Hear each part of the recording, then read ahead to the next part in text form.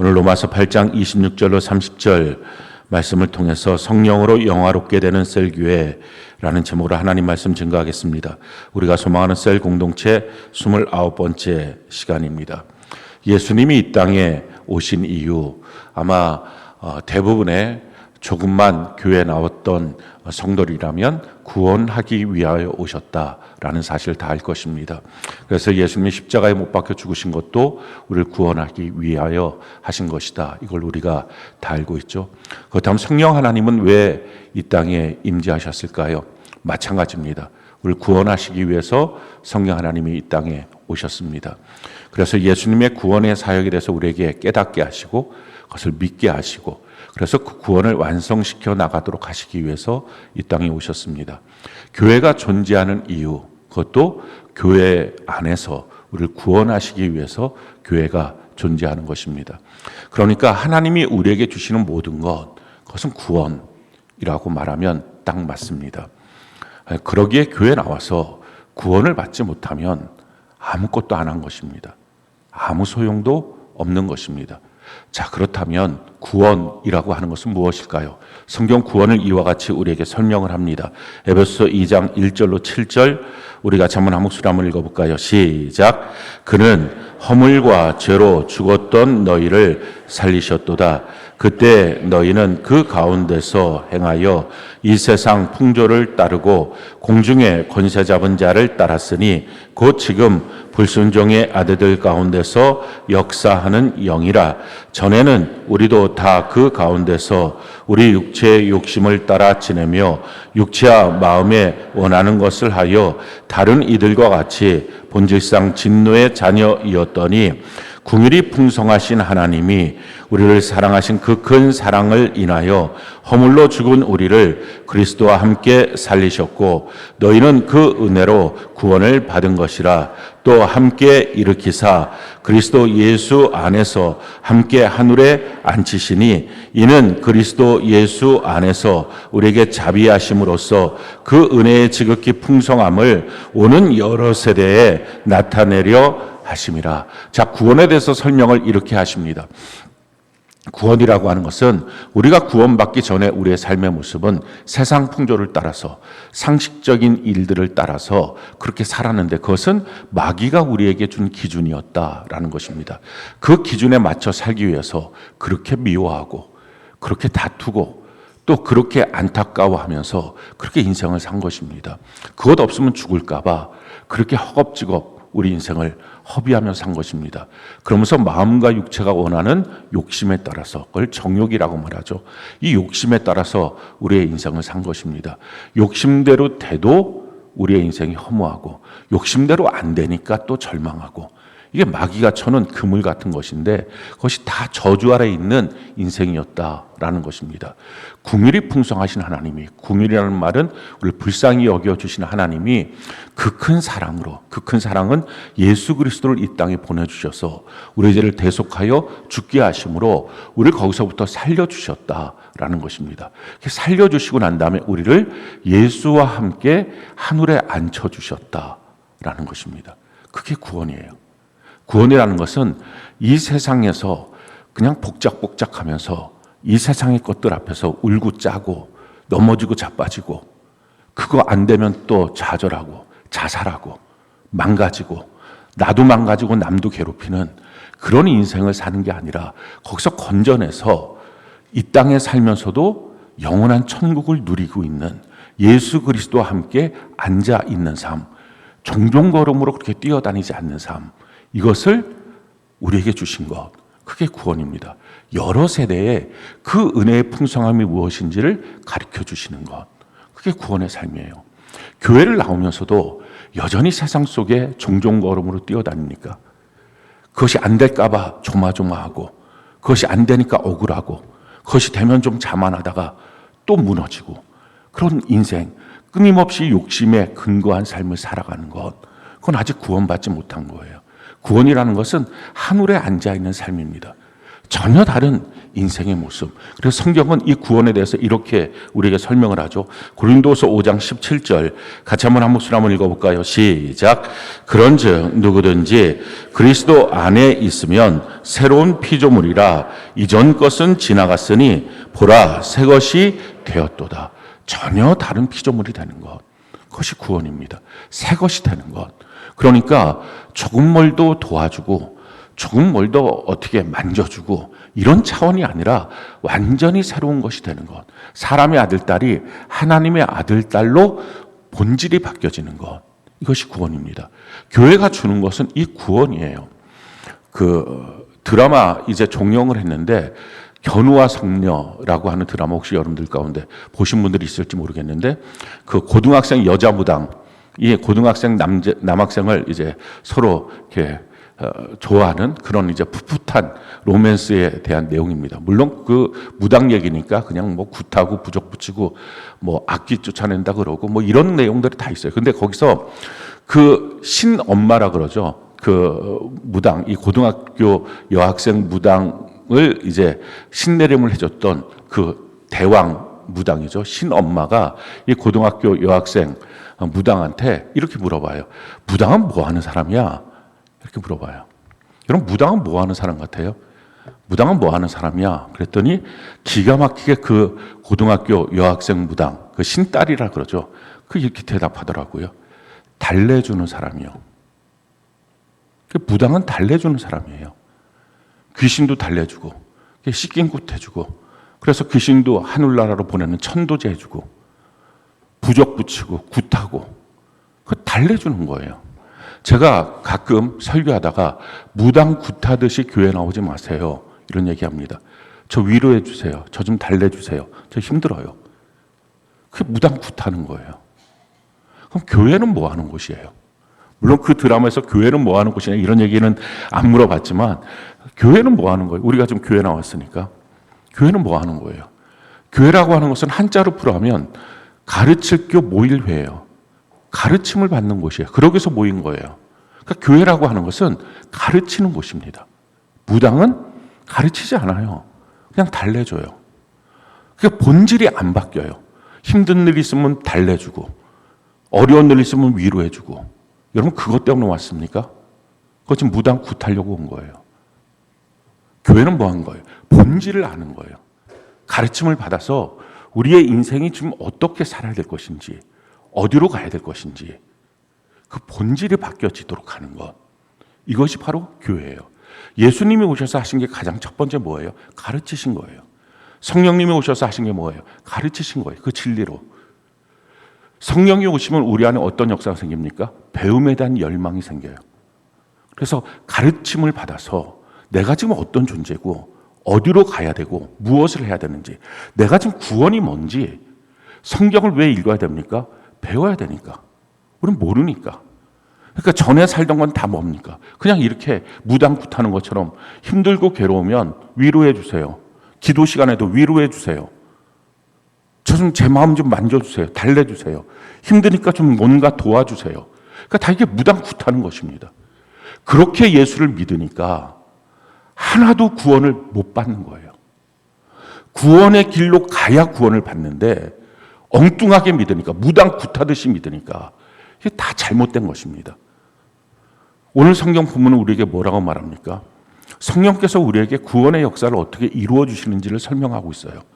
하나님이 미리 아신 자들을 정하시고 정하신 그들을 부르시고 부르신 그들을 의롭다 하시고 칭의를 주신다는 거죠. 의롭다 하시고 또 의로운 그들을 영화롭게 하신다. 그 목적은 예수 그리스도를 닮도록 하는 것이 그 목적이다.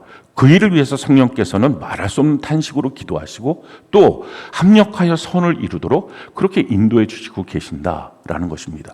여기서 우리가 깨닫게 되는 것은 구원의 모든 과정 속에 성령이 역사하시고 있고 구원이라는 것은 한 번 얻는 자격증이 아니라 여정이다라는 것을 말하고 있습니다. 구원이라는 것을 이렇게 칭의, 성화, 영화, 신학적인 용어인데 justification, sanctification, glorification 이렇게 영어로 말하면 그렇게 우리로 변화되는 것입니다. 이걸 우리가 흔히 쓰던 단어는 거듭남, 자라남, 장성함 이렇게 표현할 수가 있습니다. 그렇게 변화되게 된다라는 것입니다. 우리를 정하시고 부르셨어요. 교회당 나온 것 그냥 나온 게 아니라 하나님이 우리를 미리 아시고 정하셔서 그래서 우리를 부르신 것입니다. 왜 부르셨습니까? 목적이 중요해요. 그냥 위로받고 달래고 이게 무당구타려고 부르신 게 아니라 우리로 하여금 구원의 길을 걸어가도록 우리를 부르신 주님께서는 우리로 하여금 의롭다 하시고 그리고 영화롭게 하시는 그 길로 인도하심을 주시기 위해서 우리를 불러주셨다라는 것입니다. 구원은 3단계가 있는데 첫 번째 구원의 단계가 바로 칭의, 믿음으로 말미암아 의롭다 칭함을 받는다. 칭의라는 것입니다. 그 대표적인 성경 구절이 이와 같이 말씀하죠. 로마서 10장 9절로 10절. 우리 같이 한번 한 목소리 한번 읽어볼까요? 시작. 내가 만일 내 입으로 예수를 주로 시인하며 또 하나님께서 그를 죽은 자 가운데서 살리신 것을 내 마음에 믿으면 구원을 받으리라. 사람이 마음으로 믿어 의에 이르고 입으로 시인하여 구원에 이르느니라. 이 로마서 10장 9절로 10절. 믿음으로 말미암아 구원을 받는다. 사람이 마음으로 믿어 의에 이르고 입으로 시인해서 구원을 받는다. 이 말은 마음으로 믿으면 의, 그리고 또 입으로 시인하면 구원, 이렇게 두 단계를 말하는 게 아니라 의와 구원은 지금 같은 단어입니다. 그래서 이신칭이 의롭게 된다라는 말과 구원받는다 이 말이 같은 말이죠. 그런데 여기서 중요한 핵심 구절이 뭡니까? 그냥 사람이 예수님을 믿어. 그러니까 나 구원받았어. 그러니까 나 천국 가지. 그것이 맞는 말일 수도 있지만 틀린 말일 가능성이 훨씬 많습니다. 그래서 정확하게 알아야 돼요. 그냥 나 예수님 믿어. 그러니까 나 구원받은 거야. 그러니까 나 천국 가는 거야. 그게 아닐 가능성이 허다하게 지금 많아요. 왜냐하면 야고보서에 이와 같이 우리에게 말씀하고 있어요. 야고보서 2장 19절로 20절 같이 한번 한번 읽어볼까요? 시작. 내가 하나님은 한 분이신 줄을 믿느냐? 잘 아는도다. 귀신들도 믿고 떠느니라. 아 허탄한 사람아, 행함이 없는 믿음이 헛것인 줄을 알고자 하느냐? 지금 문제는 뭡니까? 너가 하나님을 믿느냐? 근데 귀신도 믿는다는 거예요. 우리가 잘 알아야 돼요. 귀신은 하나님을 안 믿는 자가 아니에요. 예수님 못 믿는 자가 아니에요. 믿고 심지어 너무 두려워서 벌벌 떨기조차 합니다. 그게 귀신이에요. 그다음 그 귀신도 믿으니까 구원받고 천국 갑니까? 아닌 거예요. 그렇다면 왜 귀신의 믿음은 이게 구원받을 수 없고 천국 갈 수 없는 믿음이냐? 바로 그 다음 절에 나오죠. 그 이유는 허탄한 사람아, 행함이 없는 믿음이 헛것인 줄 알지 못하느냐?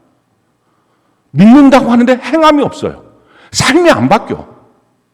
5년, 10년, 20년 뭐 모태신앙이라고 말하는데 하나도 안 바뀌어. 어렸을 때 주일날 교회에 오는 종교적 습관은 있었고 11조 하라고 하는 종교적 행태는 갖고 있지만 마음도 안 바뀌고 삶도 안 바뀌고 그런 믿음, 그게 귀신의 믿음이에요. 자, 그럼 귀신은 왜 이런 믿음을 가질까요? 왜 두려워 떨기도 하는데 왜 이렇게 행함이 없는 믿음이 됐을까요? 예수님을 주인이라고 안 믿는 거예요. 예수님이 주인이 되셔야 내가 종이 되니까 그의 명령을 수행하는 자가 되는 것이고 또한 예수님이 죽었다가 살아나셨다는 것을 믿게 되니까 지금도 내 앞에서 이 시간 예배 드릴 때 내가 살아계신 예수님 앞에 예배 드리지. 그러니까 예배의 자세와 태도가 달라지는 것입니다. 함부로 예배 못 드려요. 그 믿음이 되니까 예수를 믿으면 믿을수록 삶이 바뀌어지고 변화받는 것입니다. 예수 믿는데 술도 못 끊고 예수 믿는데 담배도 못 끊고 예수 믿는데 온갖 악한 일들을 끊지도 못하고 계속 끌려다니고 왜? 예수님이 주인이 아니니까. 그러니까 그 믿음을 뭐라고 말해요? 귀신의 믿음. 그러니까 오늘 한국 교회에서 수많은 교회가 수많은 목회자들이 예수 믿으면 천국 갑니다. 예수 믿으면 구원받았어요. 그 말만 가르쳐 놓으니까 온통 교회당 아니 다 귀신 덩어리로 만들어 놓은 거예요. 귀신의 믿음들로 구원받지 못할 송두리째 바뀌어야 돼요. 믿는다는 것은 예수님이 주인이시다. 그래서 그의 명령을 들어야 되니까 그래서 큐티하는 것입니다. 성경을 왜 안 읽어요? 예수님이 주인이라는 믿음이 없으니까. 왜 그걸 띄엄띄엄 읽어요? 지 맘대로 사니까. 이게 송두리째 바뀌어져야 진짜 믿음인데 귀신의 믿음을 갖고 있는데 그게 모태신앙이면 뭐 할 거예요? 그게 10년, 20년 목사, 장로, 권사, 집사면 뭐 할 거예요? 송두리째 바뀌어야지. 자, 그런데 교회는 나와서 예수님 믿는다, 예수님 믿는다. 얘는 수없이 들어서 들은 말로 자기도 예수 믿는다고 말해요. 심지어는 예수님 주인이다 이런 말도 들어서 말을 합니다. 그런데 안 바뀌어요. 중요한 건 뭐예요? 뭐가 돼야지 근본적으로 바뀌어요? 예수님이 주인이라고 하는 것은 들어서 배워서 되는 게 아니라 오직 성령으로 믿어져야 그게 된다는 거예요. 그래서 구원의 첫 단계서부터 성령께서 역사하시는 것입니다. 성경은 우리에게 이렇게 말해요. 고린도전서 12장 3절 같이 한번 한번 소리 한번 읽어볼까요? 시작. 그러므로 내가 너희에게 알리노니 하나님의 영으로 말하는 자는 누구든지 예수를 저주할 자라 하지 아니하고 또 성령으로 아니하고는 누구든지 예수를 주시라 할 수 없느니라.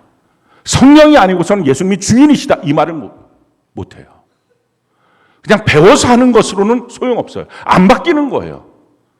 또 성령이 계시지 않으면 자기가 뭐 이렇고 저렇고 예수 뭐 믿으면 무슨 소용이 있어. 예수에 대해서 함부로 말하고 나 예수 안 믿어.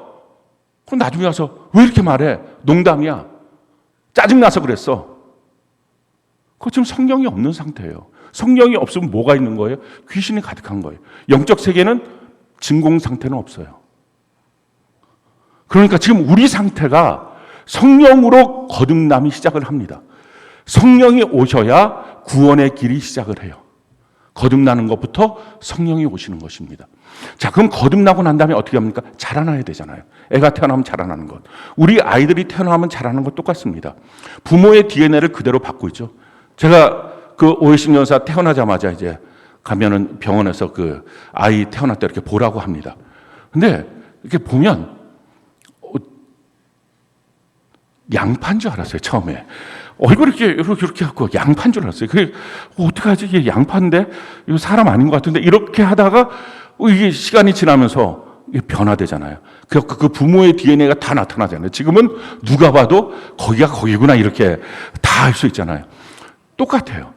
우리가 성령 안에서 태어나고 나면 하나님의 아들, 딸로 태어났잖아요. 처음에는 그 세상 사람과 똑같아요. 차이가 없어요. 근데 태어난 그 아이가 자라나는 거죠. 어디서 자라나요? 가정 안에서 자라나는 것처럼 하나님의 가정인 교회 안에서 자라납니다. 그 자라나는 모든 과정이 뭐예요? 그게 훈련이에요. 아이 시선 맞추는 거, 모빌 갖다 놓고 시선 맞추고 귀에다가 대서 엄마가 말하고 저거 말해요. 그래서 그 언어를 들어서 배우는 거예요. 그래서 모국어예요. 어머니의 언어. 그리고 말을 하게 합니다. 옹알이부터 해서 말을 하게 하죠. 그리고 잼잼잼 도리도리 이런 거 시킵니다. 소근육 발달시키고 이리 와 이렇게 하면 막 걸어가고 기어가고 그 기어가면서 뇌를 발달시키고 걸어가면서 대근육 발달시키고 이러면서 이게 다 훈련이에요. 그 과정이 전체가 다 자라남의 과정이 그 과정을 통해서 그 안에 받았던 DNA가 다 나타나기 시작합니다. 그래서 그 부모를 빼다 닮은 자녀들의 모습으로 나타나는 거예요. 우리도 마찬가지예요.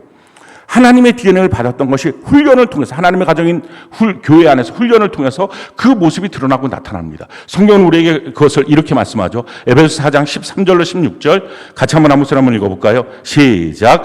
우리가 다 하나님의 아들을 믿는 것과 아는 일에 하나가 되어 온전한 사람을 이루어 그리스도의 장성한 분량이 충만한 데까지 이르리니 이는 우리가 이제부터 어린아이가 되지 아니하여 사람의 속임수와 간사한 유혹에 빠져 온갖 교훈의 풍조에 밀려 요동하지 않게 하려 함이라. 오직 사랑 안에서 참된 것을 하여 범사의 그에까지 자랄지라. 그는 머리니 곧 그리스도라. 그에게서 온 몸이 각 마디를 통하여 도움을 받음으로 연결되고 결합되어 각 지체의 분량대로 역사하여 그 사랑 안에서 스스로 세우느니라. 그렇습니다. 서로 참된 말을 하여 성경 안에 있는 말씀을 갖고 서로 나누고 그리고 교회 안에서 서로 연결되어서 그래서 점점점 자라나는 모습으로 갖게 된다라는 것입니다. 그 과정을 통해서 그냥 누워서 꼼짝 못하는 아이가 생각을 한다고 해도 꼼짝 못하는 아이가 훈련을 통해서 자기가 움직일 수 있는 아이가 되는 것처럼 그것이 뭐죠? 자유롭게 되는 거예요. 자라남이 뭐예요? 자유롭게 되는 거예요. 거침없이 하나님의 말씀대로 순종할 수 있는 자유. 하나님의 내게 말씀하시면 뭐 이 핑계 저 핑계 온갖 가지 핑계 대고 제가 알죠. 제가 나중에 다 할게요. 근데 지금은 이렇고 지금은 가정 형편이 이렇고 지금 내가 애를 키워야 되고 지금 직장 생활이 이렇고 온갖 가지 핑계 대면서 단 한 번도 못하고, 그래서 그 나이가 되면 할 것 같습니까? 못하는 거예요. 지금도 못하는 사람이 그때 가서 합니까? 이게 끊임없는 핑계를 대는 거. 왜? 자라나지 못해서.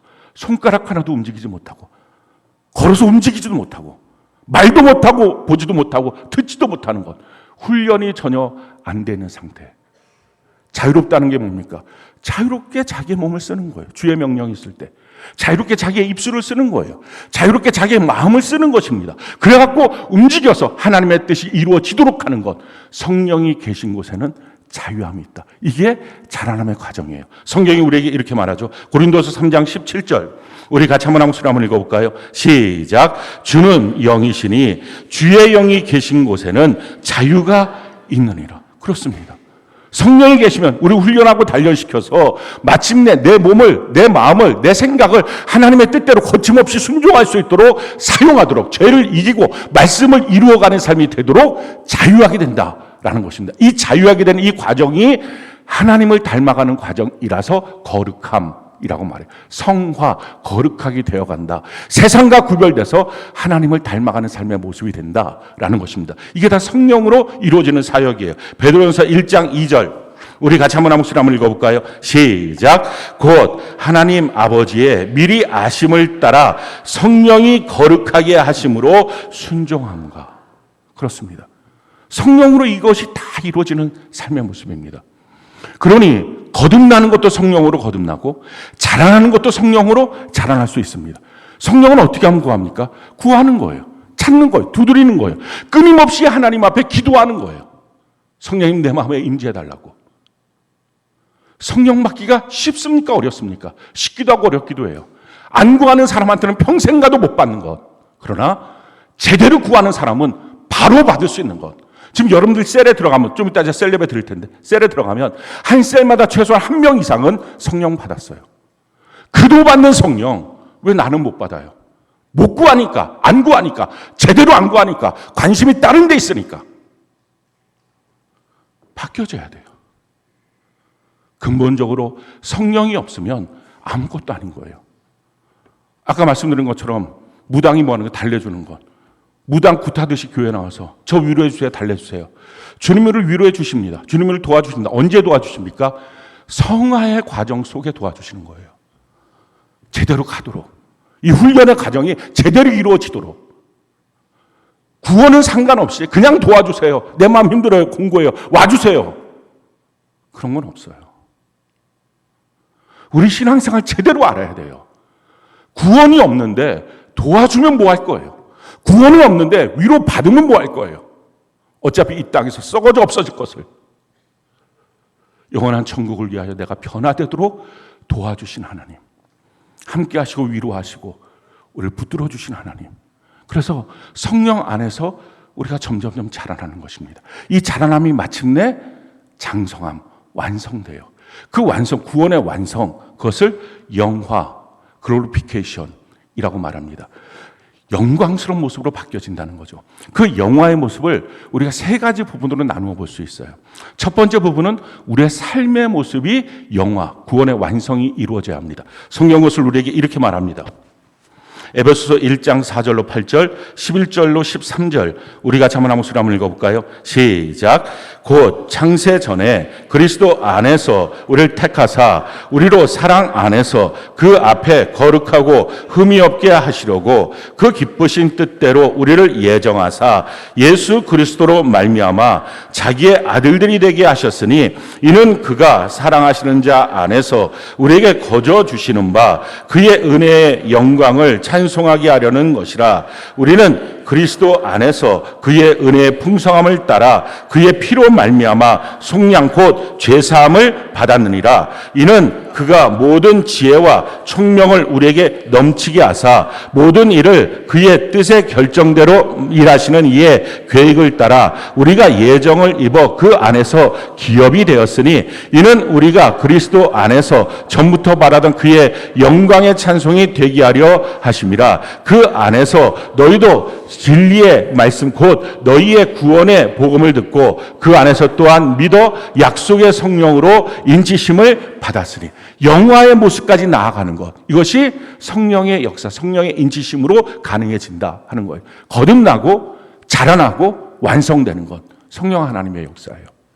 따라서 성령이 없으면 아무것도 없어요. 하나도 된 게 없어요. 근데 그 성령은 신분의 차이도 없이, 성별의 차이도 없이, 연령의 차이도 없이 누구든지 구하면 받는 거예요. 왜 못 구합니까? 이 시대에 성령 받은 사람이 하나도 없습니까? 우리 교회 성령 받은 사람이 하나도 없습니까? 각 셀마다 최소한 한 명 이상이 있는데 왜 안 구합니까? 왜 못 구합니까? 언제까지 세상의 영, 마귀에게 사로잡혀서 마귀 안에 이끌림 받고 살려고 하십니까? 성령 받으십시오. 구하면 된다는데 그걸 왜 못 구합니까? 돈이 들어갑니까? 구하면 되잖아요. 가난해도 구할 수 있는 것. 지식이 없어도 구할 수 있는 것. 누구든지 다 구할 수 있는 것. 성령 하나님이 오시면 거듭남이 돼요. 성령 하나님이 오시면 예수 나의 주인이시다. 그게 진짜 마음으로 믿어주고 입술로 시인이 돼요. 성령 하나님이 오시면 교회 안에서 자라남에 대한 열망이 생겨요. 그래서 어떻게 자라나야 되는지 그걸 배우기 시작해요. 그리고 그렇게 자라나기 시작해요. 그리고 성령 하나님이 오시면 구원의 완성, 영화가 이루어져요. 첫 번째 구원의 완성, 세 가지 부분으로 나누면 첫 번째는 삶의 구원이에요. 오늘 성경 부분이 뭐라고 말합니까? 주님께서 창세전에 우리를 선택해서 우리로 하여금 거룩하고 흠이 없게 하시려고, 그래서 예수 그리스도 안에서 아들들이 되게 하셔서 은혜의 영광을 찬송하는 삶으로 만드셨다. 첫 번째 죄사함, 이것이 바로 뭡니까? 거듭남을 주셨고, 두 번째 뭐 하십니까? 지혜와 총명을 주셔서 우리가 어떻게 이 땅을 살아가야 될지, 하나님 안에서 우리가 어떻게 변화받아야 될지, 어떻게 자라나야 될지 이 자라남의 과정을 주시고 마침내 기업이 되게 하셨다. 이 기업이라는 게 뭡니까? 다른 사람도 다 볼 수 있는, 다른 사람이 봤을 때 괜찮다, 멋있다, 좋다 이렇게 말할 수 있는 것으로 바뀌어지도록 하시는 역사, 이게 바로 기업이 되는 것입니다. 이게 영광의 모습이에요. 그래서 성경은 뭐라고 말합니까? 이렇게 말하는 거죠. 이는 우리가 그리스도 안에서 전부터 바라던 그의 영광의 찬송이 되게 하려 하심이라. 다윗처럼, 사무엘처럼, 요셉처럼, 바울처럼, 베드로처럼 우리가 성경을 읽으면서 나도 이런 사람의 모습이 되고 싶다. 전 세계를 휘감을 수 있는 그런 어떤 사람도 있죠. 근데 하나님이 사람을 만드실 때 누구는 금그릇, 누구는 은그릇, 나무그릇, 질그릇으로 만들어주셨기 때문에 그 영향력은 다 차이가 있을 수 있어요. 어떤 사람은 전 세계를 향해, 어떤 사람은 한 나라를, 어떤 사람은 한 지역을. 그러나 최소한 모든 사람들이, 한 가정은, 한 셀은 영광의 찬송이 될 수 있어요. 자녀들이 나 아빠처럼 살고 싶어요. 그런 믿음으로 살고 싶어요. 그렇게 하나님과 제대로 된 관계를 맺고 나 살고 싶어요. 나 엄마처럼 신앙생활하고 싶어요. 그 말은 듣는 거예요. 제일 불쌍하고 제일 안타까운 인생이 이런 거예요. 너 엄마처럼 살지 마. 너 아빠처럼 살지 마. 아니 자기의 DNA는 다 주고 그렇게 살지 말라 그러면 애가 어떻게 삽니까? 지가 바뀌어야지. 지가 영광의 찬송이 돼야지. 애 보고 나처럼 살지 마. 이게 얼마나 무책임한 인생입니까? 그럴 것 같으면 DNA를 주지도 말지. 자기 거 다 줘놓고 그런 성향, 그런 가능성 다 줘놓고 엄마처럼 살지 마, 아빠처럼 살지 마. 사랑하는 성도 여러분, 이제 우리가 변화되어야 될 것, 우리의 삶이 최소한 내 가정에서는, 내 셀에서는 믿음의 후배들이, 믿음의 자녀들이, 내 육의 자녀들이 나 아빠처럼 하나님과 바로 관계 맺으면서 나 살고 싶어요. 나 엄마처럼 그렇게 영광의 찬송이 되도록 살고 싶어요. 그렇게 우리 인생을 살아가는 것입니다. 그게 영화예요.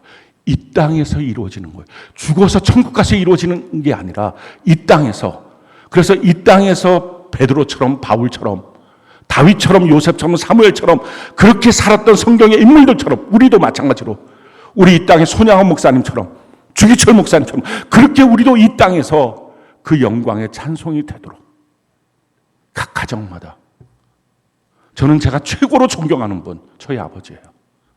아버지를 통해서 제가 구원을 받았고 아버지를 통해서 신앙을 배웠어요. 여러분은 누구를 존경합니까? 누구처럼 살고 싶습니까? 어떤 인생이 되고 싶습니까? 여러분들의 부모로부터 무엇을 배웠습니까? 부모라면 영광의 찬송이 되는 삶. 그게 구원의 완성이에요.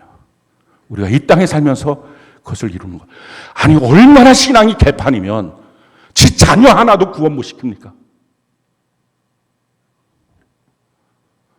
자기에 맡겨준 세론 하나도 구원을 못 시킵니까? 우리 이제 정말 제대로 성령으로 말미암아 일이 되는 것. 육신의 노력으로 돈 벌어준다고 그 아이가 존경합니까? 성령으로 내가 인치심을 받고 변화돼야 되겠다.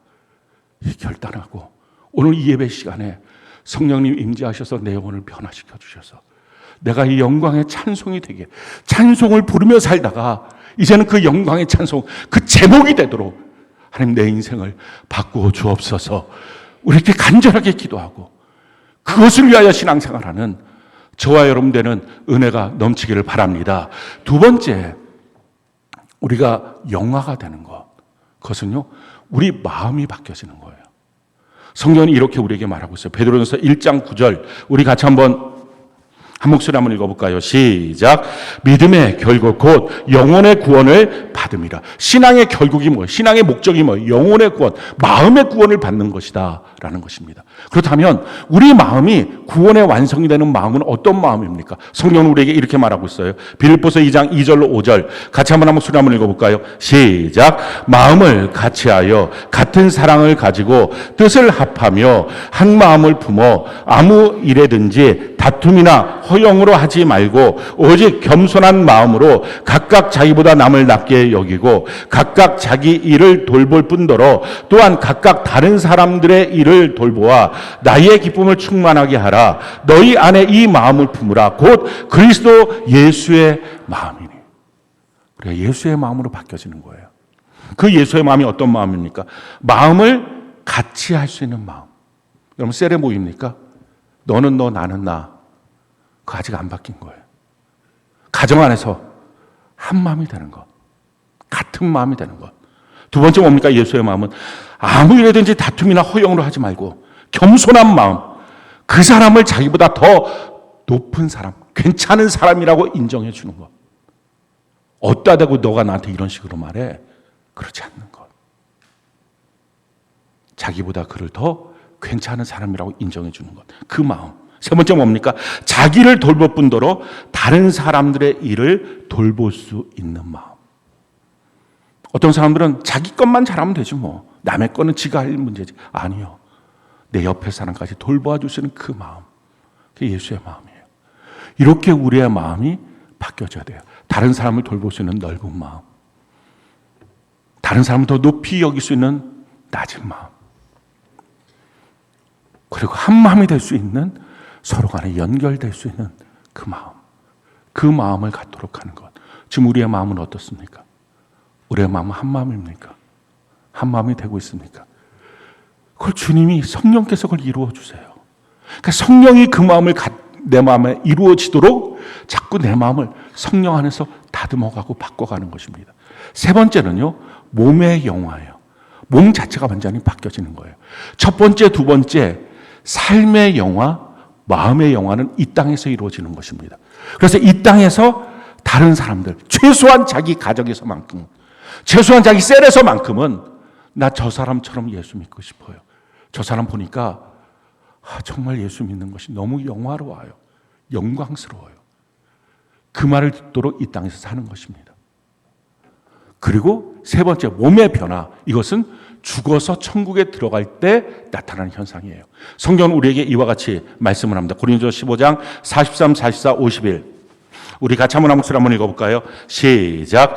욕된 것으로 심고 영광스러운 것으로 다시 살아나며 약한 것으로 심고 강한 것으로 다시 살아나며 육의 몸으로 심고 신령한 몸으로 다시 살아나나니 육의 몸이 있은즉 또 영의 몸도 있느니라. 보라, 내가 너희에게 비밀을 말하노니 우리가 다 잠잘 것이 아니요 마지막 나팔에 순식간에 홀연히 다 변화되리니. 육신은 점점점 낡아집니다. 근데 영은 항상 가장 멋진 모습이에요. 그 가장 멋진 영의 몸으로 우리는 천국에 들어갑니다. 그래서 아마 육신의 나이 중에 가장 화려한 그 모습, 가장 건강한 그 모습. 혹시 이 땅에 사는 동안 불구가 있습니까? 질병이 있었습니까? 장애가 있습니까? 이걸 다 주님이 고쳐주셔서 홀연히 변화된 완벽한 하나님이 창조한 사람의 그 모습, 그 영광스러운 모습으로 우리가 천국에 들어가요. 우리가 다 그런 모습으로 서로 만나게 될 것입니다. 그 천국에서 얼마나 멋진 모습으로 우리가 서로 그 영광의 잔치에 참여하게 될지 우리가 다 기대가 됩니다. 이 모든 것들을 다 어떻게 해요? 우리의 노력만 갖고서는 이루어지지 않아요. 주님이 이걸 우리에게 도와주세요. 성령께서 이걸 도와주세요. 그래서 성경이 우리에게 이렇게 말합니다. 고린도전서 15장 57절 58절 같이 한번 읽어볼까요? 시작. 우리 주 예수 그리스도로 말미암아 우리에게 승리를 주시는 하나님께 감사하노니 그러므로 내 사랑하는 형제들아 견실하며 흔들리지 말고 항상 주의 일에 더욱 힘쓰는 자들이 되라. 이는 너희의 수고가 주 안에서 헛되지 않은 줄 알미라. 우리에게 승리를 주십니다. 마침내 그 영화로운 모습으로 구원의 완성으로 우리 이끌어 가십니다. 평생 그냥 지지고 볶고 그런 삶 아니에요. 우리를 건져내서 예수님과 함께 앉게 하시고 이 땅에서도 누리는 천국의 모습, 영원한 천국에 들어가는 삶의 모습으로 변화시켜서 누가 봐도 가장 멋진 삶의 모습으로, 가장 멋진 마음과 생각의 모습으로, 본받고 싶은 모습으로, 나도 저렇게 살고 싶다는 그 마음으로 그 삶의 모습으로 바꾸시고 우리의 몸도 마침내 천국 들어갈 때 가장 아름다운 영광의 몸으로 바꾸어 주시게 됩니다. 근데 이것을 주님이 우리에게 그런 승리를 주시는데 그래서 성경은 이렇게 말합니다. 형제들아 견실하며 흔들리지 말고 항상 주의 일에 더욱 힘쓰는 자들이 되라. 너희 수고가 헛되지 않다. 너희가 한 그 모든 것들이 다 마침내 그날에 하나님 앞에 보상을 받게 될 것이다 라는 것입니다. 자, 그렇다면 구체적으로 우리가 어떻게 견실하며 흔들리지 않으며 어떻게 신앙생활 할까요? 우리가 교회 나오는 거 그냥 예배 시간에 왔다 갔다 목표가 있어야 되잖아요. 가는 길이 있어야 되잖아요. 내가 왜 교회에 오느냐? 구원받기 위해서. 구원 내가 지금 거듭났으면, 나 지금 자라나기 위해서, 지금 자라나는 가정에 있으면 나 영광의 그 찬송이 되기 위해서, 영화로운 존재가 되기 위해서 내가 교회를 간다. 교회 안에 있다. 내가 왜 아침마다 성경을 보느냐? 이 모습이 되기 위해서 내가 이렇게 인생을 살겠다라고 하는 분명한 삶의 목적이 있어야 됩니다. 그렇지 않고 그냥 내 삶의 어려운 돈 문제 해결해 주세요. 병 고친 거, 병 아픈 거 좀 고쳐주세요. 마음 아픈 거 좀 위로해 주세요. 물론 그것도 필요하겠죠. 성화의 과정 속에. 근데 그 백날 첫날에서 뭐예요? 그거 맨날 했는데 하나님께 그렇게 기도했는데 자녀는 나 아빠처럼 살고 싶지 않아요. 나 엄마처럼 살고 싶지 않아요. 그러면 그게 무슨 인생의 수고예요? 내 주변의 세런들도 예수 믿는 게 그게 뭐예요? 이게 무슨 수고가 됩니까? 우리 인생에 정말 가치가 있는가? 교회 나오는 거, 그 목적, 그 가치를 위해서 우리가 달려가는 거예요. 우리가 그러면 어떻게 해야 돼요? 성경은 세 가지를 이 영화로운 삶을 위해서 준비하라는 것입니다. 첫 번째 해야 될 것, 마태복음 24장 10절로 13절. 우리 같이 한번 목소리 한번 읽어볼까요? 시작. 그때 많은 사람이 실족하게 되어 서로 잡아주고 서로 미워하게 했으며 거짓 선지자들이 많이 일어나 많은 사람을 미혹하게 했으며 불법이 성함으로 많은 사람의 사랑이 식어지리라. 그러나 끝까지 견디는 자는 구원을 얻으리라. 구원의 시제가 미래로 돼 있어요. 그러니까 구원의 시대 성경을 보면 과거 구원을 얻었고 지금 구원을 이루어 가고 있고 마침내 구원을 얻게 될 것이다. 과거 구원을 얻었고 거듭났고 지금 이루어가는 삶, 내가 자라나고 있고 마침내 얻게 되는 그 영광의 삶, 영화로운 삶, 그걸 얻게 될 것이다 라고 말합니다. 근데 누가 그걸 얻습니까? 끝까지 견디는 자. 어느 때 끝까지 견디는 것입니까? 이렇게 말하고 있죠. 많은 사람들이 서로 미움이 생겨서 실족하게 되고 거짓 선지자들이 많아서 미혹하게 되고 불법이 성해서 사랑이 점점 없어지게 되는 상황에서도 너 끝까지 견뎌야 돼. 그럼 이걸 끝까지 어떻게 견뎌요? 그냥 내가 이를 악물고 그냥 어떻게든지 붙어있자. 지난주에 말씀드렸죠. 그렇게 하고 막 붙어있자 똑 떨어질 수 있다고. 어떻게 해야 돼요? 성경이 이렇게 말하고 있죠. 디모데후서 3장 15절로 17절. 우리 같이 한번 읽어볼까요? 시작. 또 어려서부터 성경을 알았나니 성경은 능히 너로 하여금 그리스도 예수 안에 있는 믿음으로 말미암아 구원에 이르는 지혜가 있게 하느니라. 모든 성경은 하나님의 감동으로 된 것으로 교훈과 책망과 바르게 함과 의로 교육하기에 유익하니 이는 하나님의 사람으로 온전하게 하며 모든 선한 일을 행할 능력을 갖추게 하려 함이라. 하나님의 말씀을 읽고 들어서 그것을 자꾸 마음속에 갖고서 분별력을 가져야 합니다. 미혹이 있을 때 분별해야 되죠. 불법이 성할 때, 사랑이 식어질 때도 분별해야 됩니다. 미움이 많아서 자꾸 마음속에 미움을 자꾸 쓰고 미움이 있는 일들이 자꾸 생기고 그럴 때 분별해야 됩니다. 자기 마음이 가는 대로 내버려 두지 말고 분별하는 것. 하나님의 말씀을 모르면 분별할 수가 없어요. 끝까지 견딜 수가 없어요. 날마다 성경 읽는 것, 말씀 듣는 것. 오늘부터 이제 교회학교 학생들도 주일 이 말씀으로 셀 예배를 드리게 되죠. 지난주 말씀으로 드리는 거죠. 일주일에 한 3번 정도 꼭 유튜브에서 말씀을 들으라라고 요청합니다. 말씀 자꾸 들어야 돼요. 뭐 어리니까 말씀 안 듣고 어리니까 더 들어야죠. 우리 장년들 같은 경우는 최소한 3번에서 5번 이상은 듣습니다. 셀장들 같은 경우는 한 10번 정도 듣고요. 그래서 마음에 말씀이 꽉 차 있어야 툭 건드려도 말씀이 나오죠. 삶이 말씀으로 해석이 되죠. 그래야 말씀대로 사는 인생이 되죠. 툭 건드렸는데 아무것도 없어. 뭐 어떻게 말씀대로 삽니까? 말씀으로 살아가는 인생. 그러니까 말씀으로 못 사니까 자기 생각으로 사니까 미움이 오면 미움을 쓰고 미혹이 오면 속아 넘어가고 그냥 끌려가고 여러 가지로 자기 인생에 도전하는 것들 앞에 또 넘어지고 자빠지고 그런 인생 말고 끝까지 하나님의 말씀으로 견디고 분별되는 인생 그걸 살아가야 합니다. 두 번째는요. 혼자서는 안 돼요. 함께 셀에서 함께 걸어갈 수 있어요. 그러니까 마귀는 아주 간단하게 도전해요. 성경 못 읽게 하고 두 번째 함께 있는 시간을 싫어하게 만들고 혹시 지금 여러분들 가운데 그런 일들이 생기고 있습니까? 그 지금 100% 마귀가 여러분들을 지옥 보내려고 전략을 취하고 있는 거예요. 어떻게 해야 돼요? 길을 쓰고 싸워야 돼요. 보통 싸워서는 안 돼요. 그러니까 이 과정이 힘써 싸우라라고 하는 말처럼 길을 쓰고 싸워야 돼요. 성경은 우리에게 이렇게 말합니다. 에베소 3장 6절. 우리 같이 한번 목소리 한번 읽어볼까요? 시작. 이는 이방인들이 복음으로 말미암아 그리스도 예수 안에서 함께 상속자가 되고 함께 지체가 되고 함께 약속에 참여하는 자가 됨이라. 함께 있어야 약속에 참여해요. 함께 있어야 상속자가 돼요. 함께 하십시오. 자꾸 함께 하려고 애를 쓰십시오. 셀 교제에 모이십시오. 셀 교제에 오다가 아파서 죽었다. 그럼 순교예요. 근데 아파서 집에서 누워있다 죽었다. 병사예요.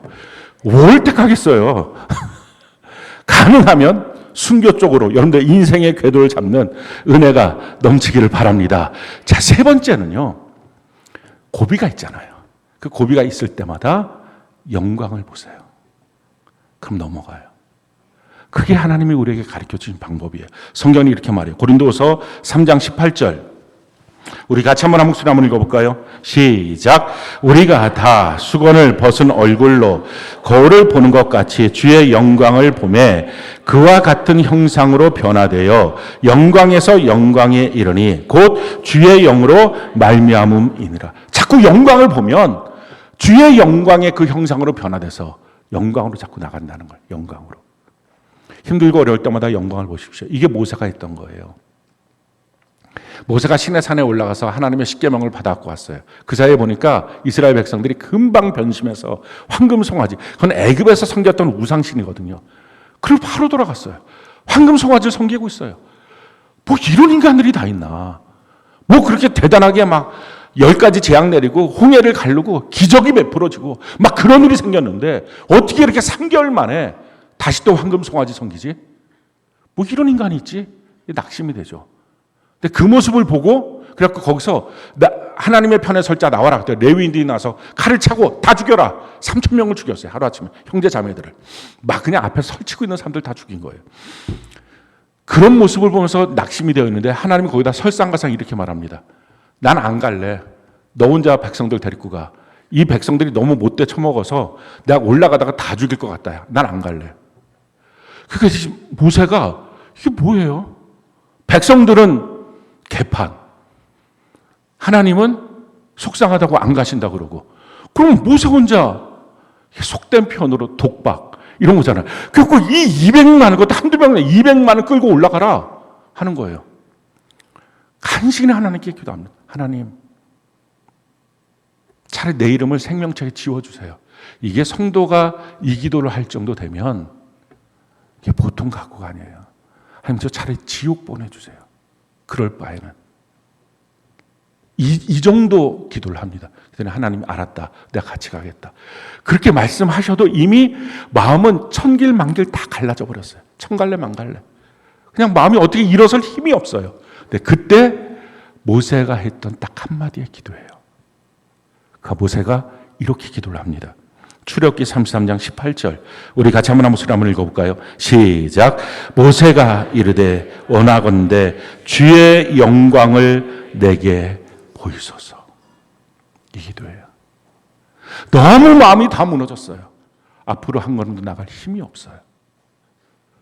뭐 어디 기댈 언덕도 없어요. 그럴 때 모세가 기도해요.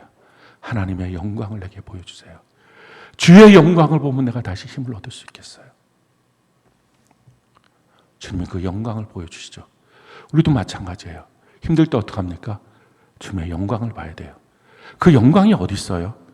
성경은 그 영광을 이렇게 우리에게 말씀하고 있어요. 에베소 5장 26절로 27절. 우리 같이 한번 읽어볼까요? 시작. 이는 곧 물로 씻어 말씀으로 깨끗하게 하사 거룩하게 하시고 자기 앞에 영광스러운 교회로 세우사 티나 주름 잡힌 것이나 이런 것들이 없이 거룩하고 흠이 없게 하려 하십니다. 교회를 바라보십시오. 영광스러운 교회. 그러면 다시 걸어갈 수 있어요. 어쩌면 여러분들 가운데 이런 분들이 또 있을지 몰라요. 아니 교회 보면 뭐 도리어 힘이 더 빠지지 뭐. 야, 내가 저 사람들 보면 더 낙심이 되지. 뭘 봐갖고 내가 힘을 얻겠어요? 하시는 분들이 있어요. 잘못 봐서 그래요. 주님의 시선으로 안 보니까, 자기 눈으로 보니까. 여러분, 주님의 시선은 어떻게 교회를 보고 있어요? 성경은 이렇게 말하고 있어요. 에베소 5장 25절, 29절. 우리 같이 한번 읽어볼까요? 시작. 남편들아, 아내 사랑하기를 그리스도께서 교회를 사랑하시고 그 교회를 위하여 자신을 주심같이 하라. 누구든지 언제나 자기 육체를 미워하지 않고 오직 양육하여 보호하기를 그리스도께서 교회에게 함과 같이 하나니. 주님은 어떻게 봅니까? 교회를 사랑하세요. 그래서 자기 몸을 주세요. 그리고 안 미워해요. 그리고 자기의 모든 것을 갖고 보호하고 양육해요. 가끔 이런 사람들이 있어요. 내가 교회를 사랑하니까 내가 이런 말 하는 거야. 아이 뭐 이렇고 저렇고. 한번 물어봅시다. 여러분들 자녀 사랑하니까 다른 친구들한테 아우 내 자녀 내가 사랑하니까 지금 말하는 거야. 개판이야 진짜 이거. 이거 어떡하지? 이거 갖다 버려? 그렇게 말하는 사람 있습니까? 한 명도 없어요. 한 명도. 차라리 자녀가 연약하고 힘들고 아픈 모습 보이면 내 가슴에 품고 내가 차라리 욕을 먹지. 내가 차라리 그 짐을 지지. 그게 사랑이에요. 우리 주님은 교회 안 미워해요. 우리 주님은 교회를 위하여 보호하고 양육해요. 우리 주님은 교회를 진짜 사랑하고 자신을 주세요. 남이니까 그런 얘기를 하는 거예요. 남. 정말 교회 안에 지체라면 주님이 사랑하듯이 사랑하면 그 사랑을 갖고 우리가 교회를 바라볼 때마다 영광의 모습이 보여요. 저는 그래서 여러분들 교회를 바라봄으로 어렵고 힘들 때마다 힘을 내어서 셀 공동체로 모이면서 힘을 내어서 마침내 영화로운 이 영화의 삶, 저도 여러분도 마침내 이루어서 최소한 우리 가정에서만큼은 아빠처럼 엄마처럼 살고 싶어요. 그런 신앙생활 하고 싶어요. 우리 셀 안에서 우리 셀장님처럼, 우리 지사님처럼, 우리 권사님처럼, 우리 장로님처럼 그렇게 신앙생활 하고 싶어요. 우리가 이 나라의 민족, 이 파주 땅에서 세중앙교회 성도들처럼 신앙생활 하고 싶어요. 우리가 이 지역에 영화로운 교회로 세워지는, 그래서 주님의 영광을 보고 우리가 그 영광을 나타내는 삶이 되기를 예수님 이름으로 축원합니다.